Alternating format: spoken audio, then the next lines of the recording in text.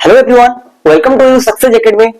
Today I will be discuss in this chapter number 1 electric charges and field. In this chapter very important topic Coulomb's law. हमारा chapter number 1 electric charges and field का सबसे important topic है Coulomb's law. हमारा physics का syllabus का सबसे पहला जो लॉ होता है वो कौन सा लॉ होता है? Coulomb's law. तो in this topic is very important in our board examination. तो हम आज के इस लेक्चर में कूलम्ब्स लॉ को जानेंगे कि कूलम्ब्स लॉ क्या होता है. ओके, कूलम्ब्स लॉ क्या होता है, इसका एप्लीकेशन को देखेंगे कि इस पे कैसा क्वेश्चन आता है हमारा एग्जामिनेशन में. ओके, तो चलिए स्टार्ट करते हैं. कूलम्ब्स लॉ क्या होता है? ओके, तो चलिए स्टार्ट करते हैं. कूलम्ब्स लॉ बोलता है according to this law force is directly proportional to product of point charge. ये जो हमारा कूलम्ब्स लॉ होता है ना, ये पॉइंट चार्ज के लिए वैलिड है. किसके लिए वैलिड है? पॉइंट चार्ज के लिए, है ना. तो देखो हम लोग देखेंगे कि कूलम्ब्स लॉ क्या होता है. देखो according to this law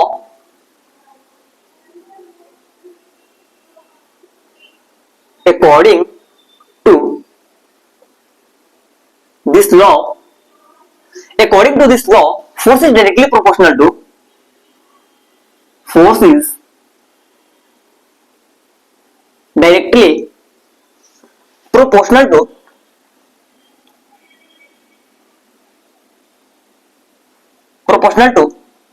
according to this law force is directly proportional to product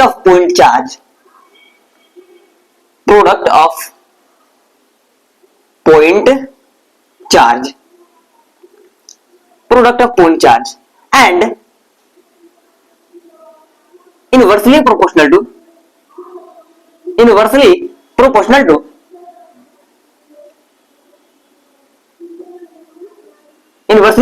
to a square of distance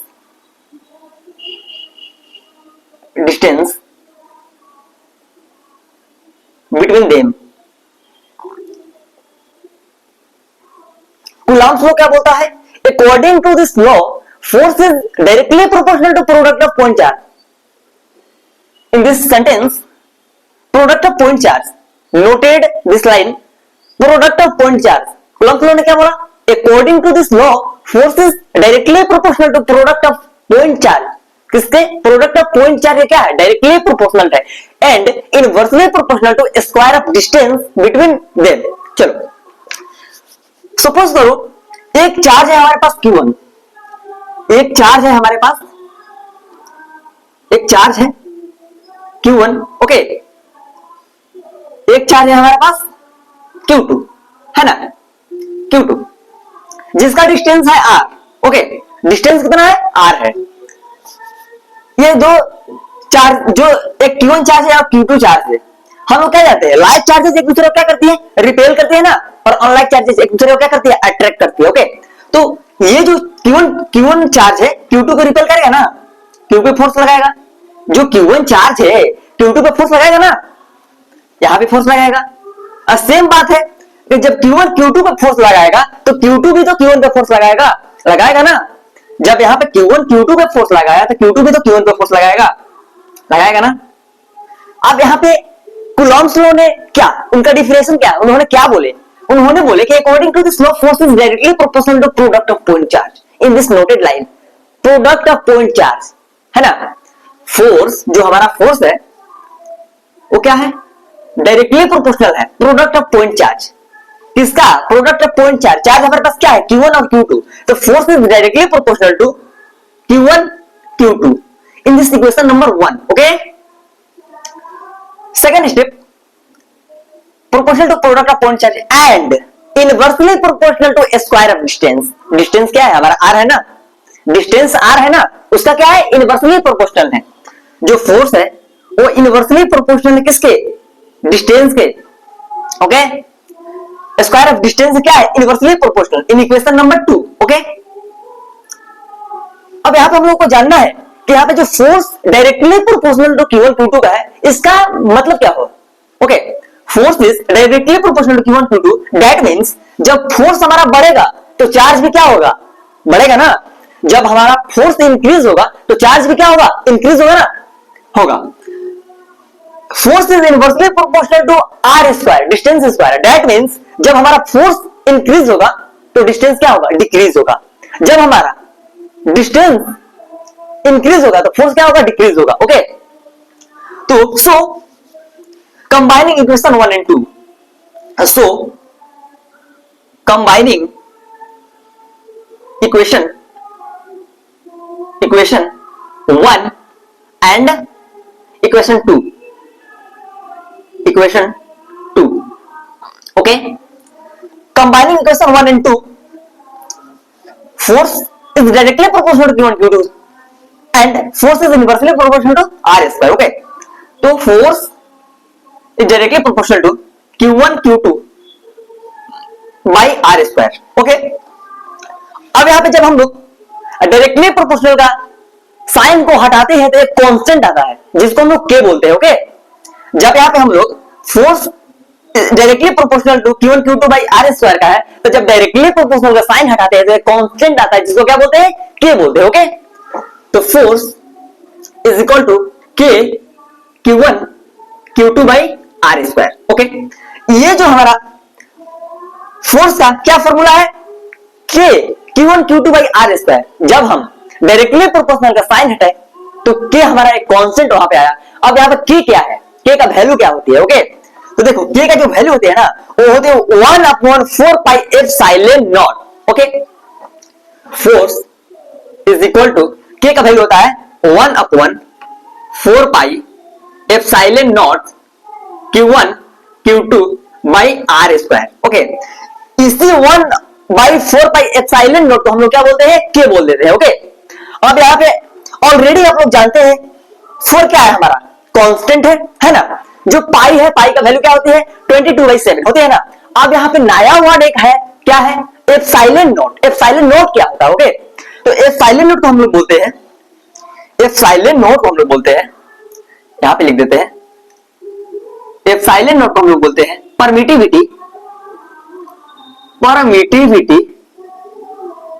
of vacuum और फ्री स्पेस।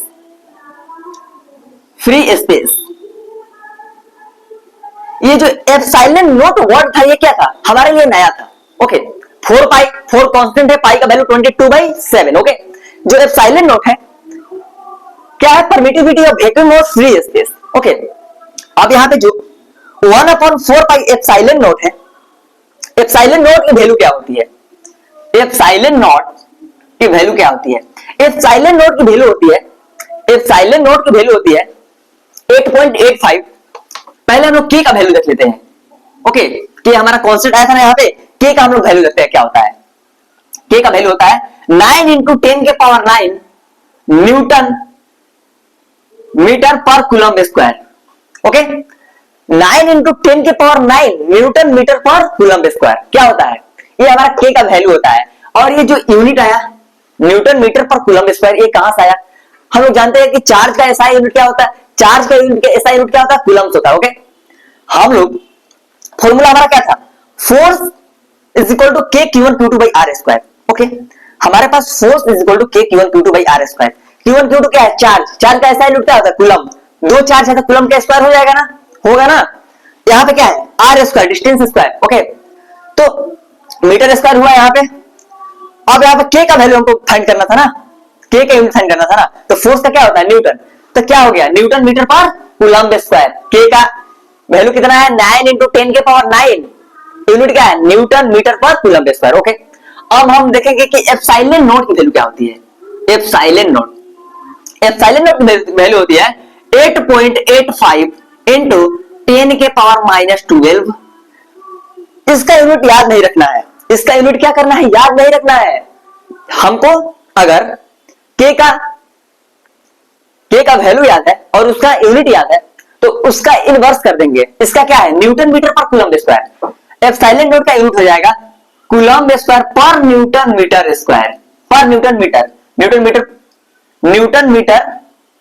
एक मिनट, फोर्स के Q1 Q2 चार्ज है coulomb square metre, newton metre square होगा यहाँ पे, newton metre square पर coulomb square. Epsilon naught की unit हो जाएगा कूलम्ब स्क्वायर पर न्यूटन मीटर स्क्वायर, मतलब के का क्या हो जाएगा, इनवर्स हो जाएगा यूनिट। ओके, अब यहाँ पे एप्सिलॉन नॉट की पावर को भी याद नहीं रखना है, जैसे कि इसका क्या था 9 इंटू 10 के पावर 9, एप्सिलॉन नॉट की वैल्यू क्या है 8.85 इंटू 10 के पावर -12, इसका पावर मत याद रखो, तुम बस इतना याद रखो कि एप्सिलॉन नॉट की वैल्यू होती है 8.85। हम लोग कितने क्लास में पढ़ रहे हैं, क्लास 12 में पढ़ रहे हैं ना, क्लास 12 में पढ़ रहे हैं ना, तो इसका एप्सिलॉन नॉट की वैल्यू हो जाएगी 8.85 इंटू 10 के पावर -12। ओके, कभी तो आप लोग नहीं भूलेंगे इसका पावर क्या होगा, क्योंकि हम लोग क्लास 12 में पढ़ रहे हैं ना, तो 10 के पावर -12। ओके, अब इसका यूनिट का बात हुआ तो अगर के का यूनिट याद है ना तो उसका इनवर्स कर देंगे। के का यूनिट क्या है, के का वैल्यू क्या है 9 इंटू 10 के पावर 9 न्यूटन मीटर पर कूलम्ब स्क्वायर, उसका इनवर्स कर देंगे कूलम्ब स्क्वायर पर न्यूटन मीटर स्क्वायर। ओके, यहां तक आप लोगों को समझ में आ गया ना, आ गया ना यहां तक, इसको नोट कीजिए, इसको नोट कीजिए आप लोग।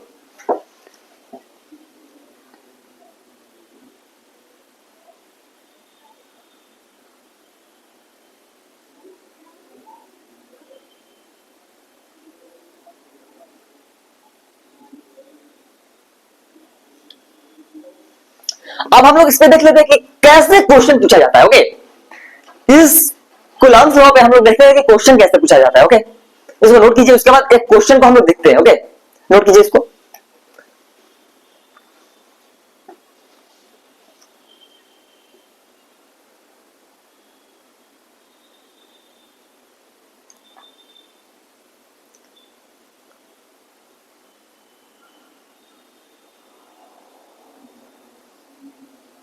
चलिए सॉल्व करते हैं।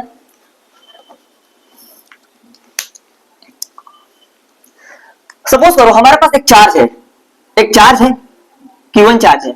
ओके,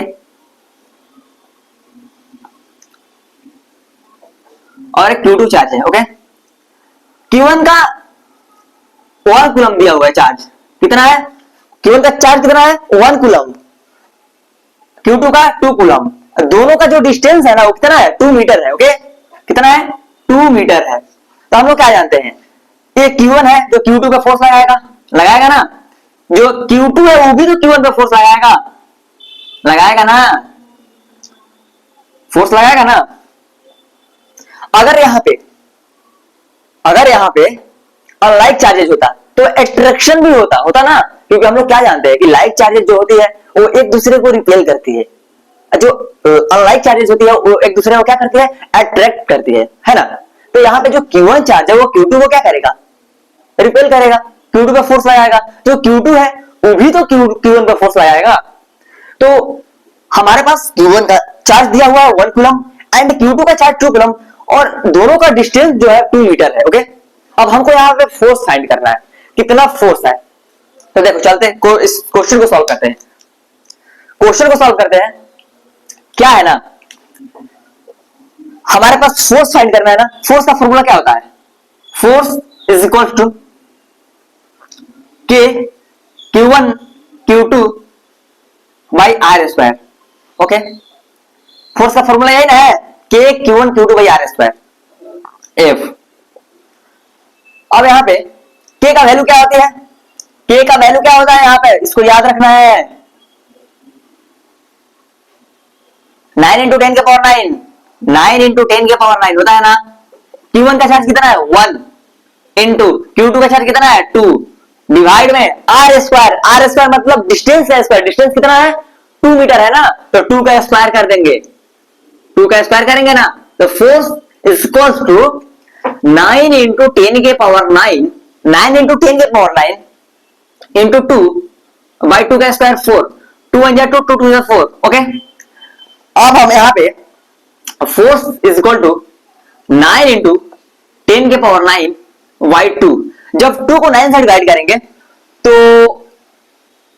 2 को जब 9 से डिवाइड करेंगे तो 4.5 फोर्स हमारे पास आ जाएगा 4.5 इंटू 10 के पावर 9 न्यूटन। ओके, हमारे पास जो फोर्स आ जाएगा कितना आएगा 4.5 इंटू 10 के पावर 9 न्यूटन। सही है ना, यहां तक इसको नोट कीजिए। फिर एक बार हम स्टार्टिंग से रिकॉल करेंगे जितना अभी तक पढ़ा है। ओके, इसको नोट कीजिए, इस क्वेश्चन को नोट कीजिए। 4.5 इंटू 10 के पावर 9 न्यूटन।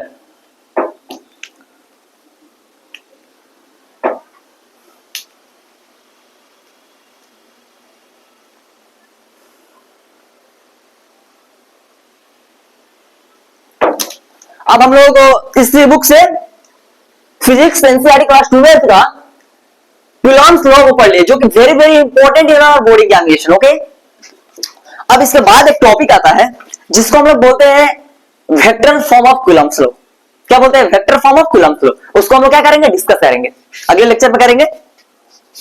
हम लोग कूलॉम्स लॉ के कॉन्सेप्ट को जान चुके हैं, क्या फॉर्मूला होता है, क्या के का वैल्यू होता है, क्या उसका यूनिट्स होता है। ओके, इससे कैसा भी क्वेश्चन आएगा हम लोग क्या करेंगे? बना देंगे। जो हमारा कूलॉम्स लॉ किसके लिए वैलिड है? पॉइंट चार्ज के लिए वैलिड है। ओके, इसके बाद जो आता है वो आता है vector form of Coulomb's law. उसको हम लोग अगले लेक्चर में देखेंगे। Okay,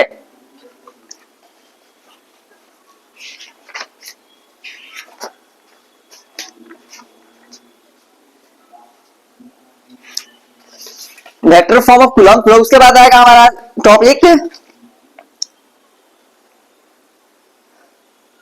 superposition principle. क्या आएगा? Superposition principle. तो हम लोग अगले लेक्चर में vector form of Coulomb's law and superposition principle को क्या करेंगे? डिस्कस करेंगे। तो इसको आप लोग नोट कर लिए होंगे, फिर एक बार हम रिकॉल कर देते हैं। ओके, जो हमारा यहाँ पे कूलॉम्स लॉ का क्या था? According to this law, force is directly proportional to product of point charge and inversely proportional to square of distance between them. जो फोर्स था वो डायरेक्टली प्रोपोर्शनल था किसके? जो हमारे पास फोर्स था वो डायरेक्टली प्रोपोर्शनल था किसके? Q1 Q2 था ना। जो फोर्स था इनवर्सली प्रोपोर्शनल था किसके? डिस्टेंस के स्क्वायर। यही कॉन्सेप्ट था ना, यही था ना। जो फोर्स था वो इनवर्सली प्रोपोर्शनल था डिस्टेंस के स्क्वायर, और जो फोर्स था वो डायरेक्टली प्रोपोर्शनल था प्रोडक्ट ऑफ पॉइंट चार्ज, यानी Q1 Q2 का क्या था? डायरेक्टली प्रोपोर्शनल था। तो हम लोग क्या किए, यहाँ पे दो चार्ज लिए जिसका डिस्टेंस r था, तो force is directly proportional Q1 Q2 equation 1, force is directly proportional to 1 by r square equation 2। Combining equation 1 and 2, दोनों इक्वेशन को क्या किए? कंबाइन कर दिए। तो हमारे पास क्या सॉल्यूशन निकला? Force is directly proportional to Q1 Q2 by r square. जब हम डायरेक्टली प्रोपोर्शनल का साइन हटाए तो वहां पे क्या आया? एक कांस्टेंट है जिसको हम क्या बोले? k बोले। k का वैल्यू क्या होता है? 1/4 बाय एप्सिलॉन नॉट। जब उसको सॉल्व करेंगे तो वहां से वैल्यू क्या आता है? 9 × 10 के पावर 9। ओके, जिसका यूनिट्स होता है k का न्यूटन मीटर पर कूलम स्क्वायर। ओके, तो हम लोग यहां से फाइंड किए और एक क्वेश्चन को प्रैक्टिस किए। ठीक, तो इसको नोट कीजिए। इसके बाद हम लोग अगले लेक्चर में सुपरपोजिशन इन प्रिंसिपल को पढ़ेंगे और vector form of Coulomb's law in vector form. Okay, तो bye bye and take care. इसको नोट कीजिए, अगले लेक्चर में हम लोग पढ़ेंगे दो टॉपिक। ओके, तो नोट कीजिए इसको।